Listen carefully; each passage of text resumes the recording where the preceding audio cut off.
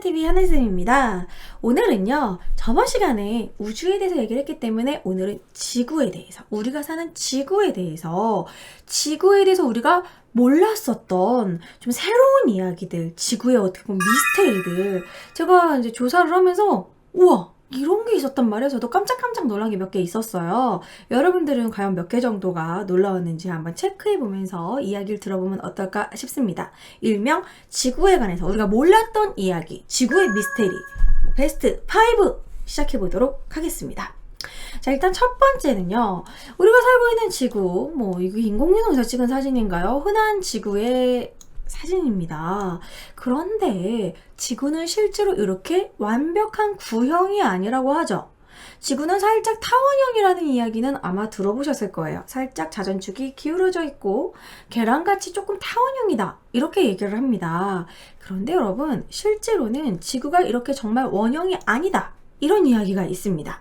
심지어는요, 요즘에 유튜브에서 많이 보셨을 거예요. 지구는 사실 평평하다라고, 오히려 예전에 중세시대 그때 얘기했던 지구는 사실 정말 평평하다라고 주장하는 지구 평면설도 나왔었습니다. 최근에 그 사진을 보면 이런데요. 지구 평면설, 헐. 지구는 이렇게 평평하다. 그래서 지구 평면설 주장하시는 분들도 나름 일리가 있는데 이런 얘기를 하고 있어요. 지구가 어떻게 평평하다 그분들은 얘기를 하시냐면은 ISS 관측 불가 이런 거 얘기하시고, 남극 여행 불가설, 남극은 허용되지 않은 사람들은 여행 가지 못하게 하잖아요. 그래서 이게 다 남극에 가면 낭떠러지가 있기 때문에 못하게 하는 거다 이런 얘기도 하고, 그리고 우주 탐사가 조작된 거다라고 주장을 하면서 지구는 사실 둥글지 않고 평면이라고 주장하시는 분들도 있습니다. 그렇지만 인공위성에서 지구를 찍은 사진이 이게 있기 때문에 저는 글쎄요, 지구 평면설을 저는 안 믿고요, 일단. 그래서 이건 평면설은 좀 아닌 것 같아요. 그런 식이면은, 이게 좀, 저는 이제 비행기로 이렇게 슝 돌 때 대권항로라는 것도 있거든요. 여러분 혹시 들어보셨는지 모르겠지만, 우리나라에서 미국을 갈 때 이렇게 테두리로 가지 않고 대권항로로 이렇게 북극을 통해서 오히려 이렇게 단기간에 갈 수 있는 그런 것도 있는데, 이건 지구가 구형이지 않으면은 불가능한 일이거든요. 저는 그래서 평면설까지는 믿지는 않습니다. 그래서 이거는 가설에 불과하니까요. 자, 그럼 지구는 과연 둥글지 않다는 건 대체 무슨 소리냐면, 자, 지구의 모양을 이렇게 보면은, 지구 표면의 70%를 차지하는 게 이제 평균 해수면이죠. 바다잖아요. 그래서 바다를 평균 해수면을 잡은 다음에 육지까지 쭉 연장을 하다 보면은요, 실제에 가까운 지구 모양을 이렇게 만들 수가 있대요. 그것이 이제 지오이드라고 합니다. 지오이드. 그 지오이드에 의하면 이제 약간 타원형보다도 조금 더 울퉁불퉁하게 나온다는 거죠. 그 지구는 이제 사실 이렇게 마치 이렇게 쥐파먹은 것처럼 이렇게 못생긴 감자, 불량 감자처럼 실제로 생겼다는 겁니다. 이제 그렇게 하는 그 지오이드를 어떻게 만드는 거냐면, 이제 2009년에 우주로 발사된 중력장 탐사 위성에서 지구의 중력을 측정해서 가상의 지평선과 그런 지형의 높낮이를 모두 이제 고려해가지고 거기에 숨은 지형까지 찾아내가지고 지형도를 이렇게 지오이드를 만들었대요. 그래서 실제로 가장 지구에 가까운 지형도를 만들었을 때 이러한 모형이 나온다는 겁니다. 지구는 많이 아파 보이네요. 약간 울퉁불퉁한 감자 형태다. 실제로는 완벽한 원형은 아니다라는 겁니다. 어쨌든 지구는 완벽하게 아예 구형이 아니고 지구는 둥글지 않다. 지구는 실제로 울퉁불퉁하다. 그게 첫 번째 사실이고요. 자, 그 다음에 두 번째로 넘어갈게요. 자, 지구가 이렇게 있으면 지구 안에 가장 많은 성분이 뭘까요, 여러분? 우리가 딱 지구를 봤을 때 우리가 살고 있는 곳이 지구기 때문에 흙이 제일 많거나 아니면 바닷물, 바다가 엄청나게 많잖아요. 지구 전체적으로 봤을 때 대륙보다는 바다가 더 많기 때문에 물이 많을 것이다. 이런 거 생각할 수 있겠죠. 땅, 불, 마음, 캡틴 플래닛이 생각이 나는데, 어쨌든 그냥 정말 물이 많을 것 같은 그런 느낌이잖아요. 그런데 실제로 지구의 성분을 이제 조사한 결과 구성 성분이 철이 35%라고 합니다. 산소라는 건 공기니까요. 그러면 이제 우리가 볼 수 있는 물질로 봤을 때 규소, 마그네슘, 니켈, 황, 칼슘, 말루미늄 등등등이 있는데 철이 35%나 된다고 합니다.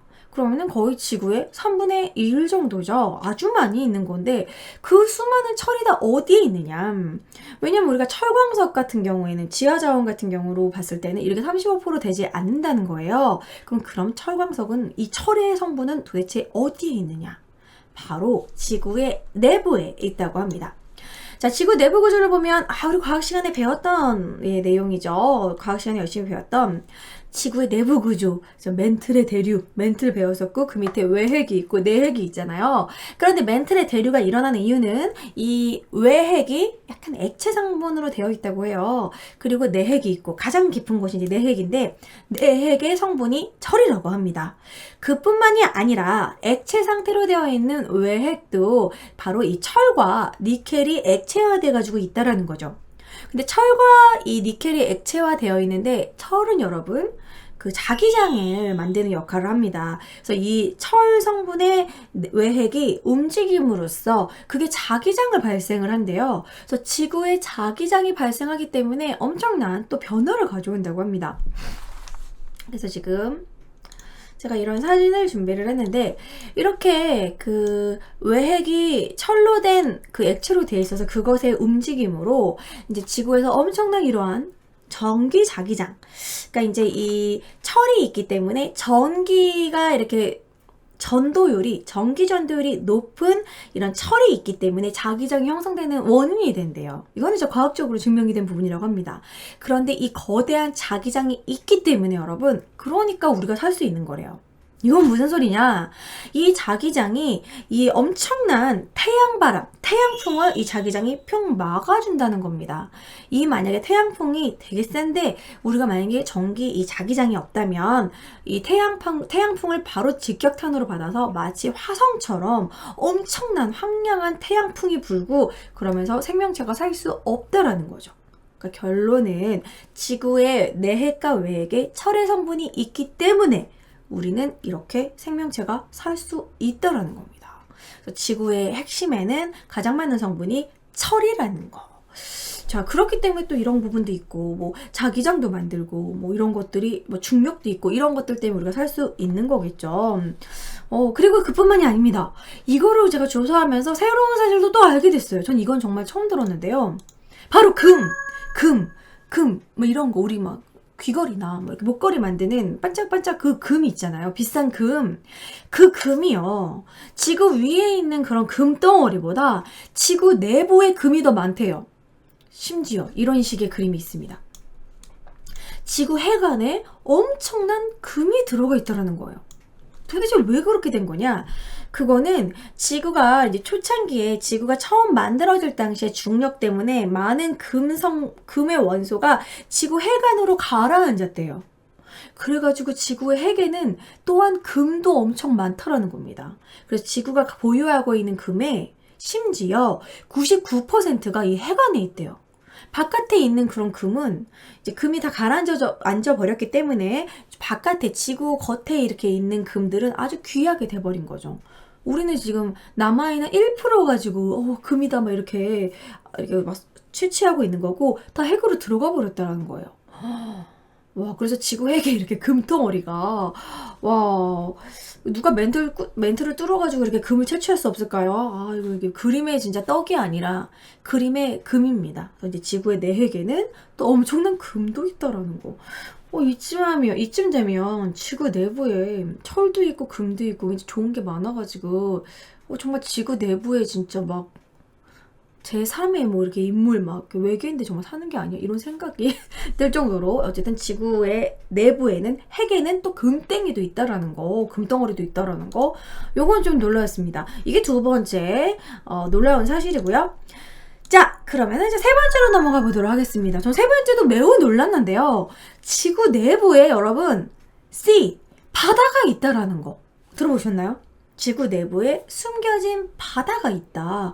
근데 심지어 그 바다는 지구 겉에 둘러싸여 있는 바다보다도 훨씬 더 많다라는 겁니다. 그러니까 이런 지구 내부에 대한 미스테리가 되게 많아요. 지구 내부에 과연 무엇이 있을 것인가 이런 이야기 중에 하나인데 지구의 깊은 땅속에는 거대한 바다가 존재한다는 사실이 있습니다. 이게 연구에 밝혀진 건데요. 역시 이런 지구 속 맨틀에 이 맨틀 안에 중간에 있는 이 바다가요. 약 이제 750km 아래에 있다고 하는데 이 성분 이게 물을 이게 가지고 있는 이 성분 때문이라고 해요. 이거 심지어 뉴스에도 났어요. TV조선 뉴스에도 났는데요.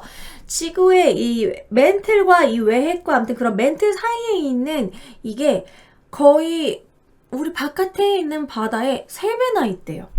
그러니까 지표 위의 물들, 바다나 강이나 뭐 이런 하천들보다 이 지표 아래에 있는 이 저수층에 있는 이 바다가 지구 안쪽에 있는 바다가 3배나 물이 많다고 합니다. 이 지구 안에 바다가 있을 수 있는 그 이유는 바로 이 성분 때문인데요. 링우다이트라는 성분이라고 합니다. 뭔가 이렇게 좀 투명하면서 얼음같이 생긴 이 링우다이트는요, 물을 흡수한대요. 마치 스펀지. 네, 말이 안 나왔어요. 스펀지처럼 물을 이렇게 흡수해서 담아둘 수 있는 그런 성분인데, 바로 이 링우다이트에 쌓여 있다고 합니다. 그래서 저는 이건 정말 신기했어요. 와, 바다가 지구 안에 있다니. 딱히 상상이 안 되는데 이러한 특별한 광물이 있기 때문에 가능하구나. 그래서 이거를 발견하고 과학자들이 매우 깜짝 놀랐고 이러한 가설을 설명할 수 있게 됐다고 해요. 이건 바로 뭐냐면 지구 물리학자 스티븐 제이콥슨이 말씀하신 겁니다. 제가 한번 성대모사를 해볼게요.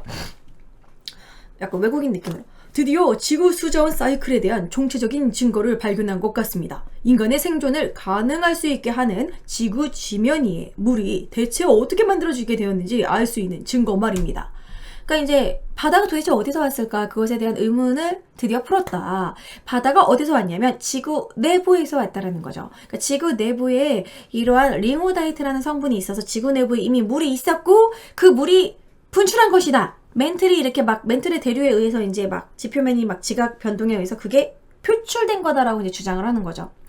그래서 그 전에 그 지구에 있는 바다에 대해서 얘기한 여러 가지 가설 중에 이런 이야기가 있었어요. 이제 이 지구 바다의 기원은 수성에 있는 얼음이다. 뭐 얼음이 날라왔다. 뭐 이런 식으로 해가지고 거기서 바다가 만들어진 것이다라고 주장한. 물이 있다라는 거는 이퀄 생명체가 존재할 수도 있다라는 또 이론이 되거든요. 그래서 지구의 바다가 어디서 왔을까? 근데 그 중에서 수성을 대표적인 가설로 봤는데 이건 또 새로운 접근이죠. 지구 내부에 바다가 있었다라는 거 여러분. 알고 계셨습니까? 저는 진짜 깜짝 놀랐는데. 그래서 이게 신기하다.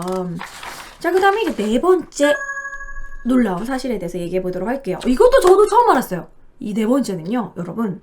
지구 어딘가에 화산 활동을 하는 거랑 전혀 관계없이 그냥 지 혼자서 라면 끓는 물 100도 정도로 끓고 있는 강이 있다고 합니다.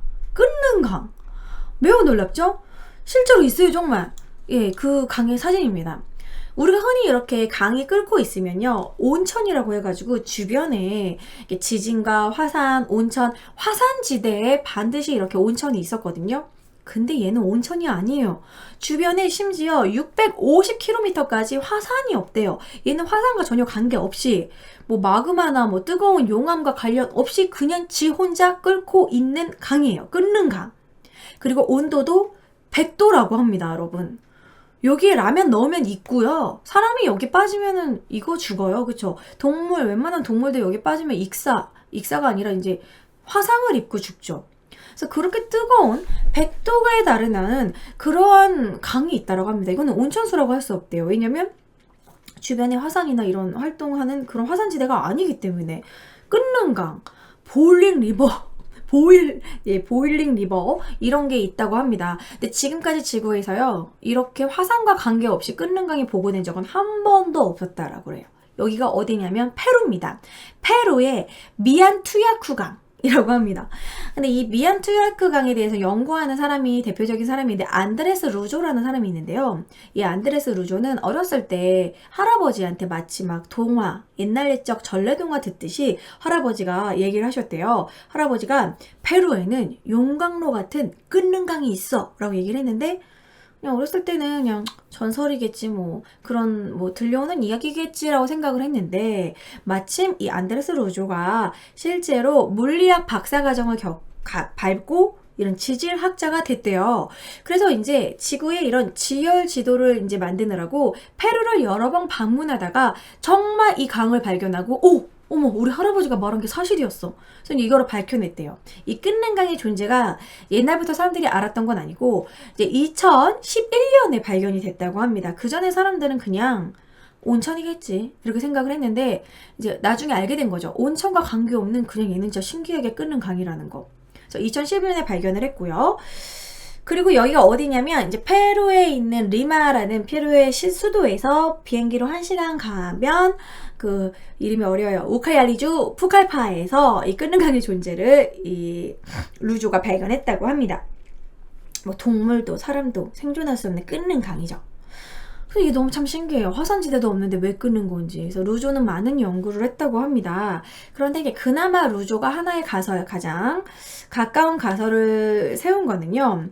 이 끓는 강에서 불과 2-3km 이제 떨어진 곳에서 이제 원유를 캐려고 원유 채취 활동을 활발히 하고 있대요. 그래서 이제 루조는 이렇게 주장을 하고 있습니다.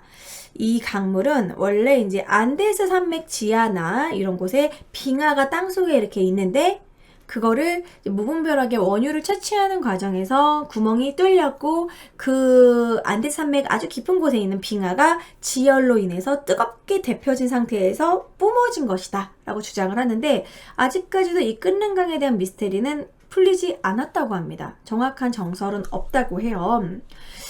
예, 그런데 이제 이것 원주민들은 이거를 원래 알고 있었고요. 요거는 신비한 강이다. 여기 빠지면 죽는다. 이래가지고 여기에는 옛날부터 야쿠마마라고 하는 그런 거대한 그런 뱀 때문에 이게 뜨거워진 거라고 또 그렇게 믿고 있었대요. 원주민들은.